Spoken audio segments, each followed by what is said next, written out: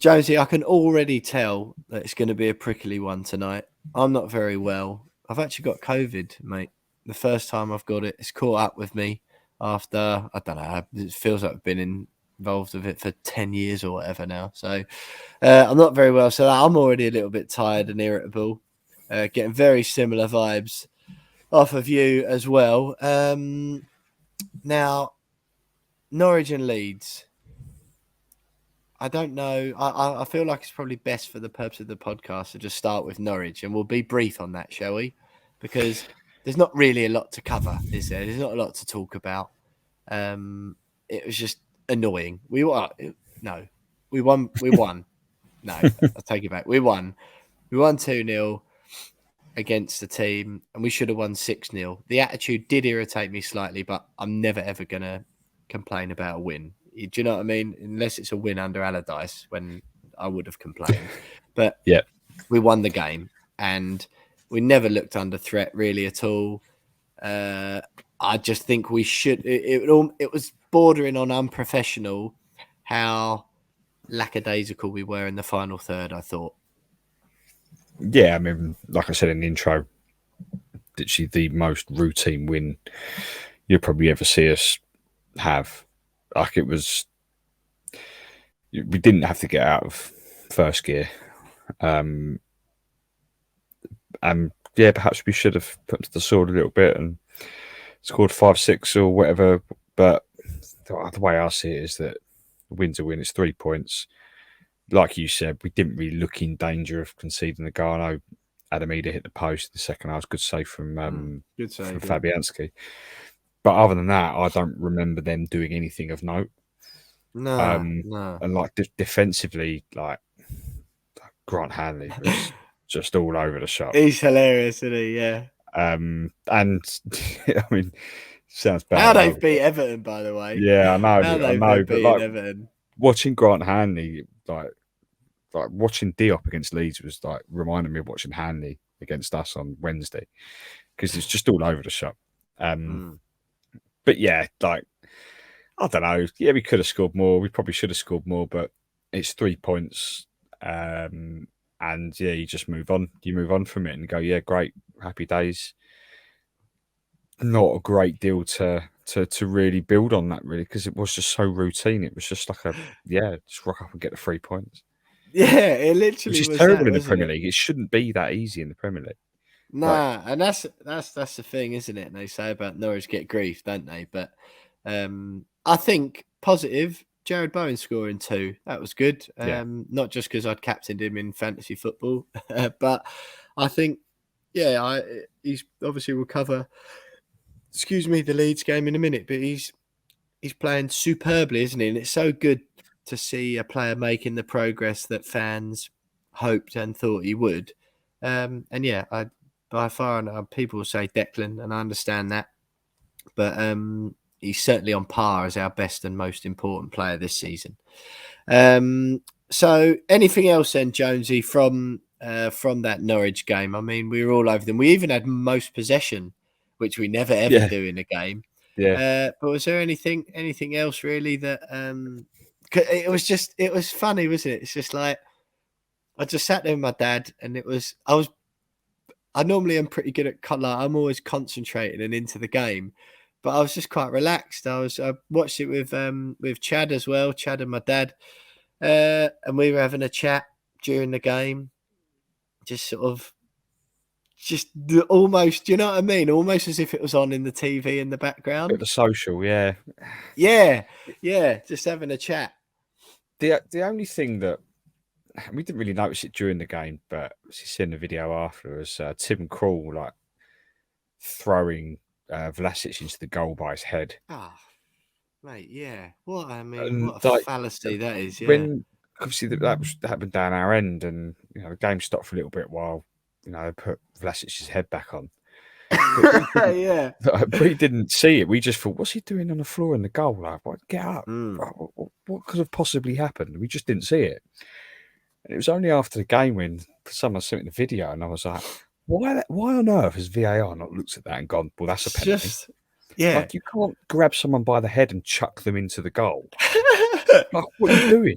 Like, Yeah. and they've just gone because the video from the corners coming in when he does it. So it's not as if they've done it and it's like the ball's still out of play and they're waiting for him to take the corner. It's as the corner's taken, the ball's in the box by the time he he grabs his head. So what? I don't.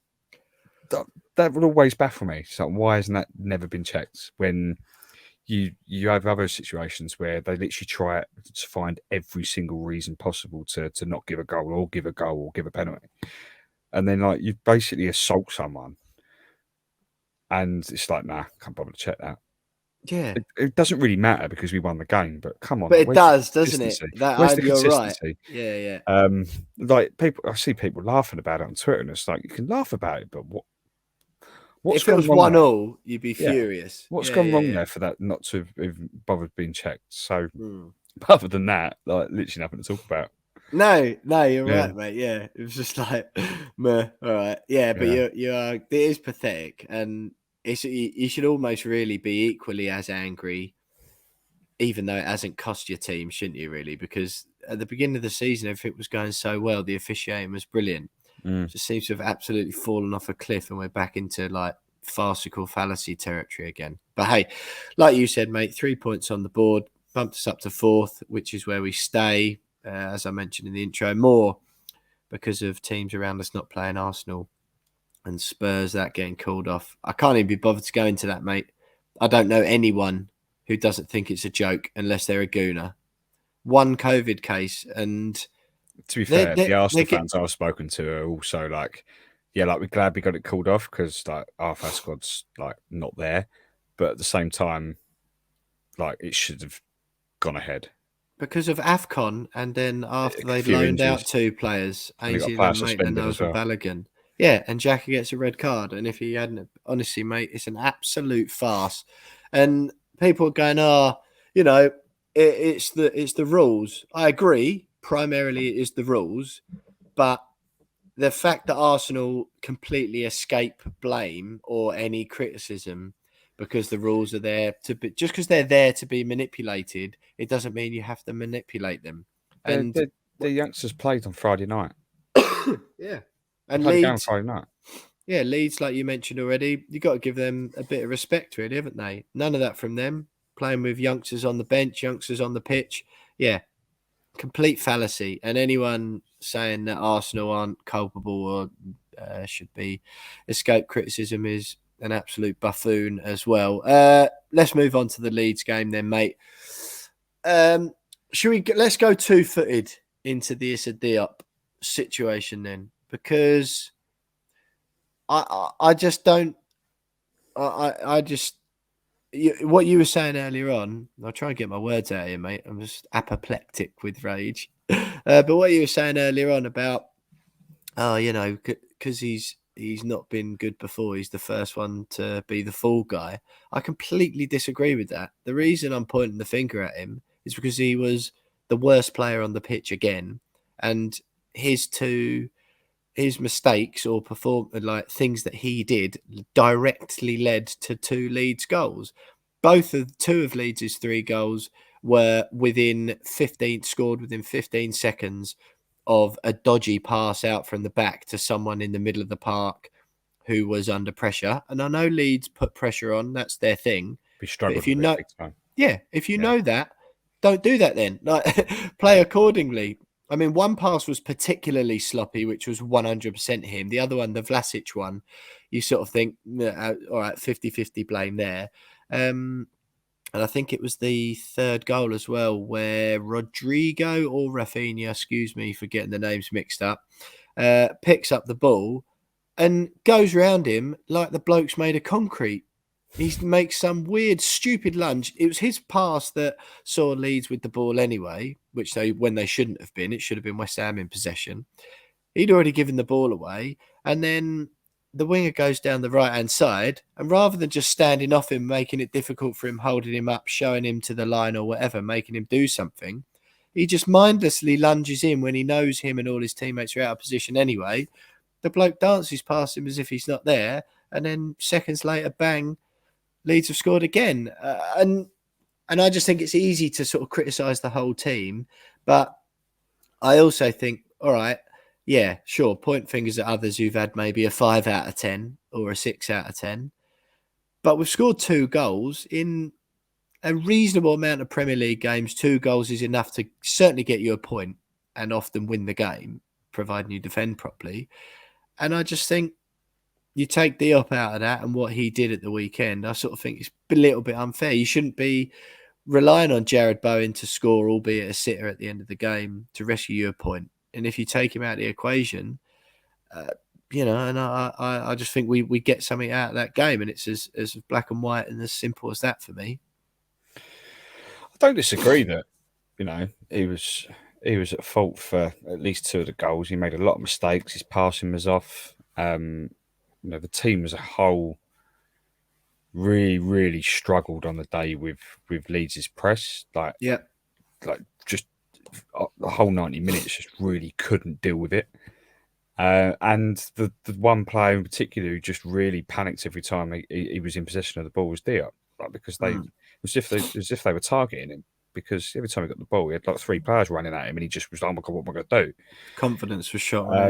Yeah, and obviously once you make one mistake in that situation where you're already under pressure by the opposition, and you know that now for the next whole of 90 minutes, every time you get the ball, it's going to be the same pressure. And the first time it happens, you make a mistake.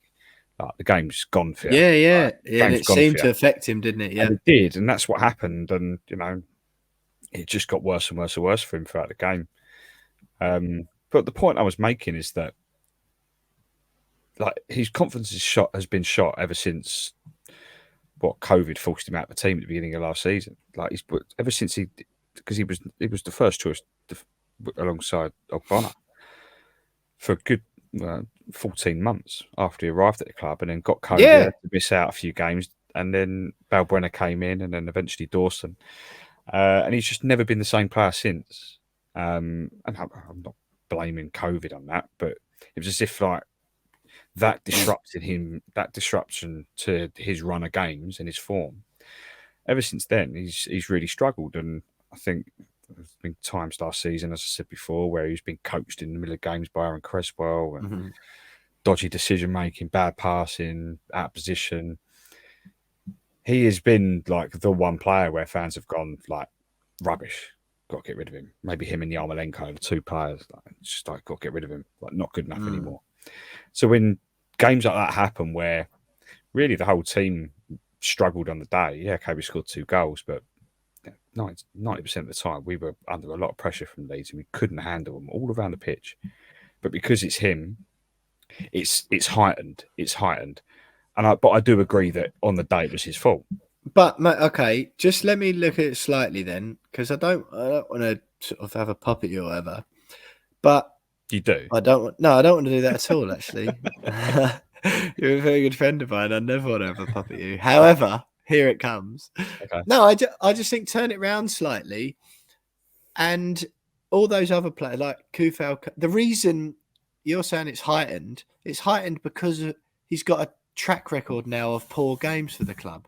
And I think, that form he showed early doors, I think he's just sort of got into the rhythm of earning a decent wage, going to training, not really sort of having to up his levels and be that as good as he can be. He hasn't been pushing for a starting place, has he? It's not like every time he's come into the starting 11, because he's had reasonable chances. It's not like he's played one game in a season or whatever, and it's unreasonable to expect him to be good. He's had enough football to find some form. And I just think he's just going through the motions, just going through the paces. And I think, unlike Kufal, who might have had a bad game at the weekend, who else do you think sort of warrants a bit of criticism then, just quickly?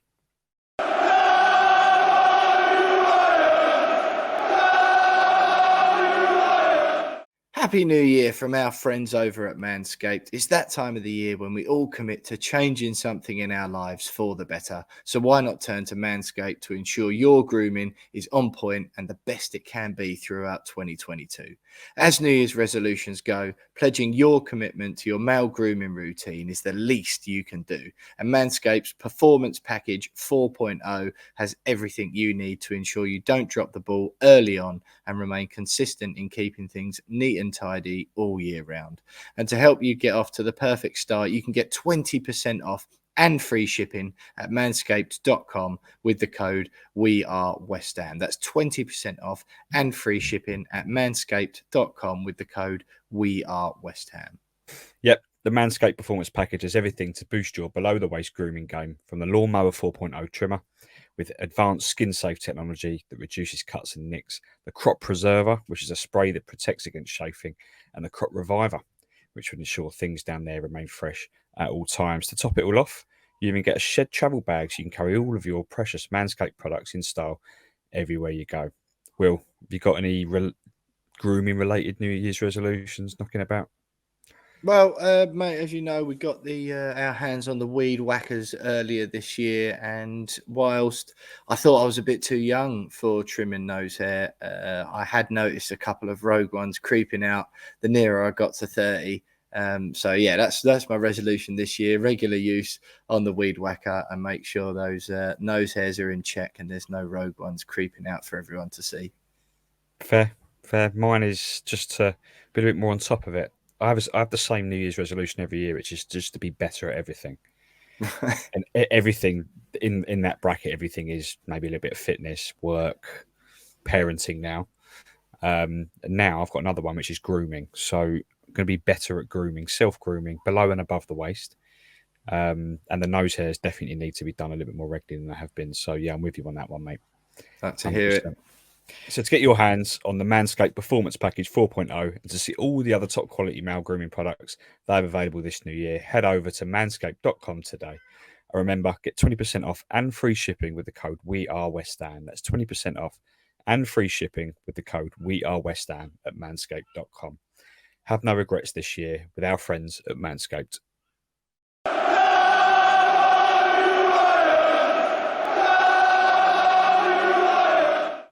I think Kufau Anyone had in particular? one of his poor games, and he was way out of position for their third goal. Yeah. I mean, but if you just say Kufau, then right, it's difficult to pick out like single players, because I think just as a whole, the team weren't at the races. It wasn't. Right. It wasn't our best game. Fine. So take Kufau then as an example, mate. He's got plenty of credit in the bank already, isn't he? So all right, he's used a bit of it up with that poor performance, but it's like we say about Moyes, isn't it? All the time. If he makes a couple of ricks in among a run of 8 wins in 10 games, and then in one of the defeats or the draws or whatever, he makes a bad substitution or a bad starting selection, and you feel like that's why he's missed the game. The man has got so much credit in the bank already that it's easily forgiven and forgotten, because you think, well, look, it's one mistake out of, on the whole, he's doing a brilliant job. You can't, and he's earning his money and he's giving us all, the fans and the club, value for money for his wages.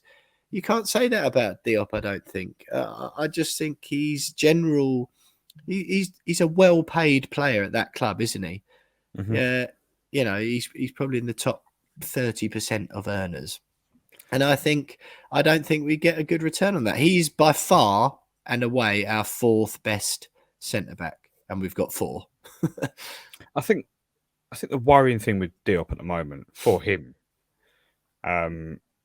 is, given how good he was in that first season and where he is now, how far he's fallen, and the fact that Zuma's going to be back next game, maybe in 2 games' time, out of the current centre-back partnership, Diop and Dawson, you would think, given where Diop was, that the player to fall out of that partnership is Dawson. And in fact, it's going to be Diop. You know that Diop's going to be the player that falls out, and it's going to be Zuma and Dawson for the rest of the season. Too right. Someone. Yeah. Actually, when you look at it on paper and you consider how good Diop was in that first year, and you consider his age, and everything else, and you think, well, surely Dawson's the one that drop out. But you just know it will be Diop, and it deservedly will be Diop. And that's the worrying thing for him, and how far he's declined over the last couple of years, is that when it comes to being dropped, him or Dawson, it's going to be him over 33-year-old Craig Dawson. Yeah, but who would you want it to be? Like I'd be But that's how it Of should course be. it should be. Oh, right. Sorry, I Should be, thought you were yeah. querying it. Yeah. But that's the worrying thing for him. Like he should be But quite he worried doesn't about that. appear worried. He doesn't appear worried at all. I think well, he's really maybe he's enjoying his not. Premier League salary in London. Maybe he's not. But you think as a young player, like that shouldn't be a scenario that it should be happening to you when you're a young player in the Premier League, particularly after the fact that everyone was raving about you in your first season. You just kind of just allowed yourself to, whether it's a confidence thing, you're just not being able to build it up, but allowed yourself to step back to the point where Craig Dawson's going to be picked over you. Like that should be worrying for him. He should be thinking, "Well, I've got to put my finger out there. I've got to sort this out." That's what I'm saying, mate. That's us as fans are fair to demand that, aren't we? Of course, yeah, 100%. That's what I'm doing. Go just for via it. This podcast. All right, Issa, I demand more. Get back to your old form. Yeah, I just find it difficult, mate, because it's not like, sometimes you can, with players, they fall off a cliff and you go, and you sort of give them the benefit of the doubt. You think, something away from their pitch has gone wrong. Or like Marcus Rashford at United at the moment. Yeah. Right, what's going on with Marcus Rashford? Perfect example. Yeah. But generally, other than that, like you said, that first spell where he was a regular, since then, he's had enough football and enough time has passed to sort of address whatever things might be going on. And I just think it just seems he just sort of found his level. He doesn't mind sitting on the bench. He doesn't, I don't know. I just think we want more from him. Or like you say, it's one of them. I just think he could be doing more. Like there's no reason he should be. Bonner's getting on a bit as well, isn't he? He should be like, or should have been, and that was when we signed him. The point was that he was like the progressor, was it, or the progression plan? Sorry, at centre back, he should be already like, I'm coming for your spot in the team, Ogbonna.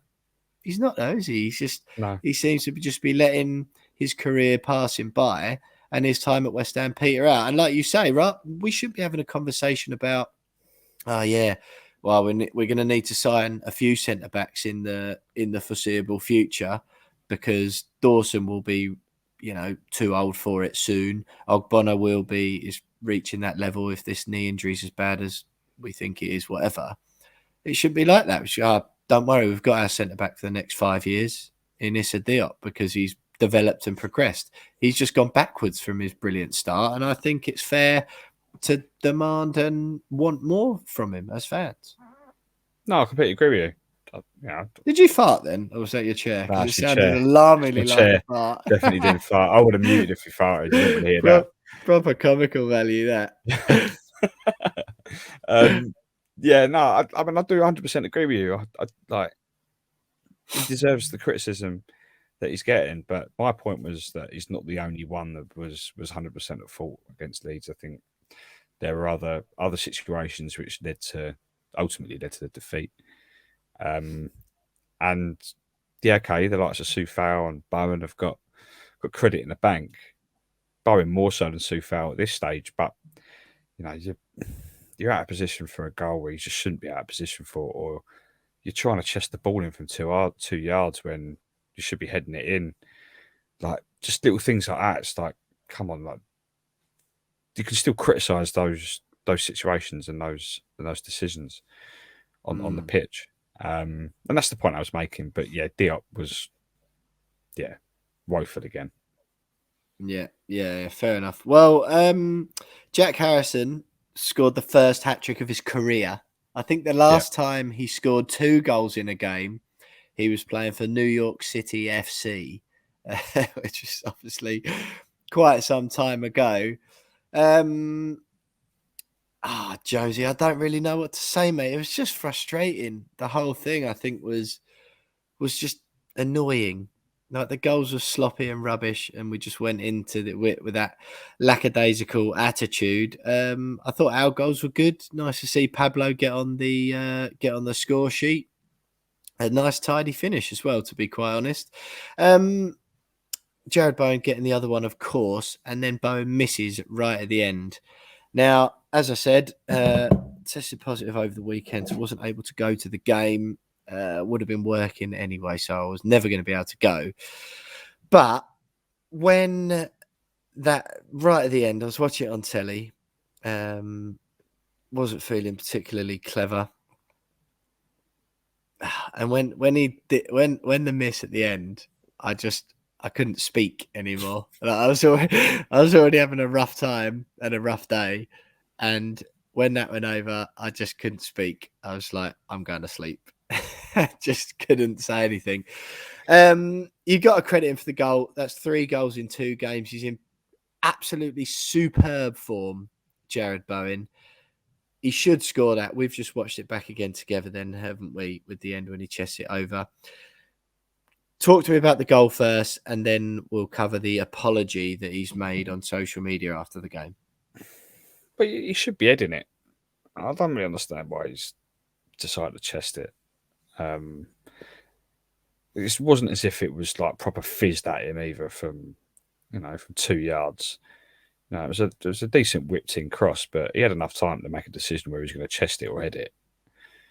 So I don't really understand why he's chested it. And yeah, I mean, we like head on hands, a couple of geezers on their knees. It's just like, what's going on? Like, what on earth has he done there? Has he missed that?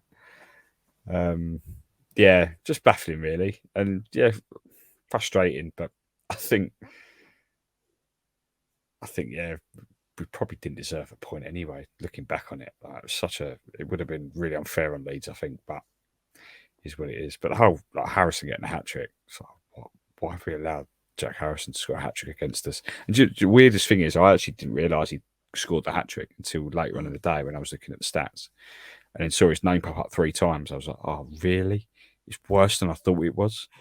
What do you mean you didn't realise? Well, I was just so really annoyed that we'd conceded 3 goals. I didn't really take notice about who had actually scored against us, and I rarely do unless I've really recognised the player.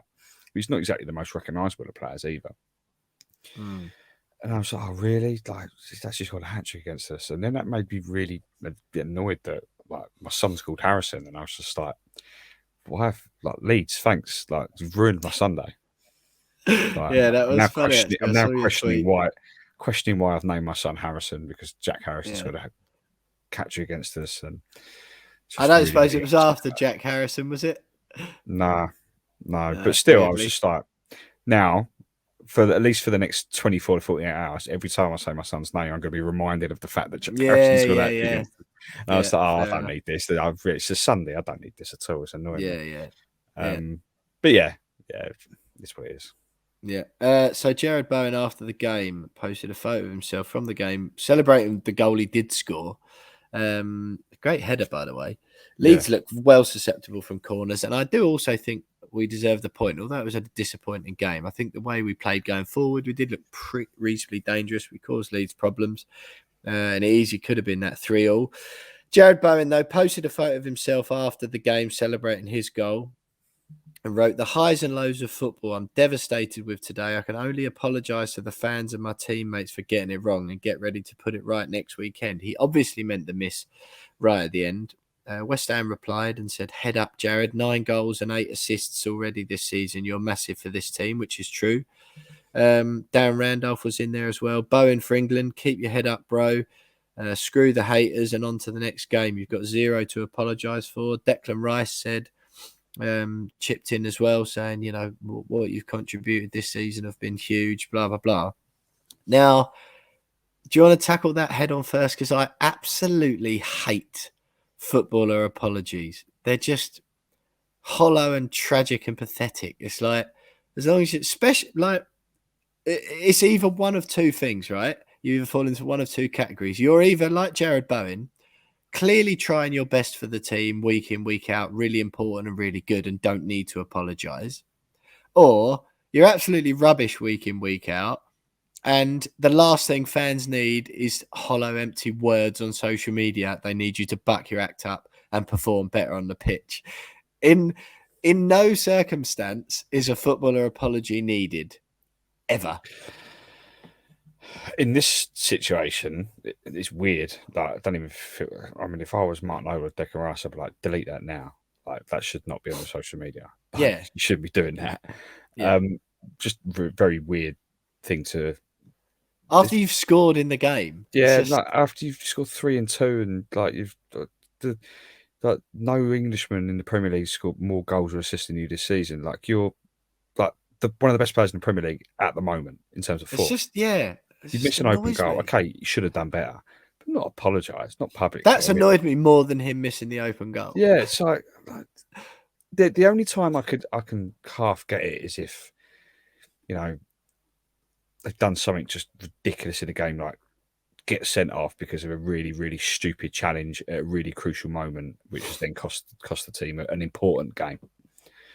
Like away from home where the away fans from have home, travelled for miles. or in a cup final when you've done something silly, or cup semi-final or whatever. But missing an open goal after scoring about 1 million goals before it, Yeah. like, come on, you don't need to Including one in apologise. that game. Yeah, Like, yeah. the fact that, the fact that the reaction from the rest of the squad says it all, really. It's like, get on with it, mate. Like, who cares? Yeah, yeah. Like, it is what it is. Yeah, it's like, just shut up. Like, that's the response. If that would have been funny, actually, if like Noble or if Moyes just got Instagram, just to reply and go, "Shut up, Jarrod. Like, stop being an attention seeker. Yeah, like, get over it, will you?" I